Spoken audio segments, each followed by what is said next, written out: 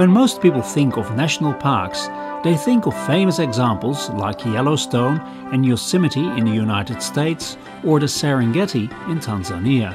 These parks are large in scale, with an emphasis on wildlife conservation and the preservation of scenic landscapes. Human activity and presence is restricted and regulated, and people are mainly visitors. This does not imply that nature in these places has been untouched by humans. In Yosemite, for example, there has been farming in the past, and the management of the park is far from passive. The question is not whether untouched nature is good and anthropocentric influence on natural systems is less desirable. The question is whether we would like to protect nature for the sake of nature or for the benefit of ourselves and other species. It is a question of grades of human interference and impact, not one of untouched nature.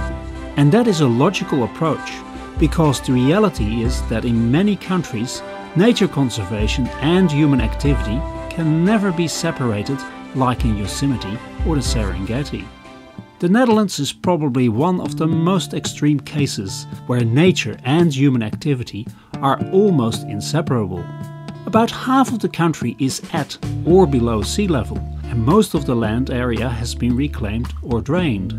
As a result, the landscape of the Netherlands is mostly the product of human intervention. Therefore, the Dutch landscape can be best described as a cultural artifact. Because of this, formal protection of landscapes and wildlife came late. One of the early attempts to create protected areas came in 1928 with the Natuurschoonwet, freely translated as Nature Scenery Act. This act was mostly about protecting country houses set in park-like settings. Wybren Verstegen, senior lecturer in economic, social and environmental history at the Free University Amsterdam, has researched the Dutch Nature Scenery Act. In a recent article published in the Forest History Society's magazine Forest History Today, he discusses the Dutch Scenery Act in an international perspective.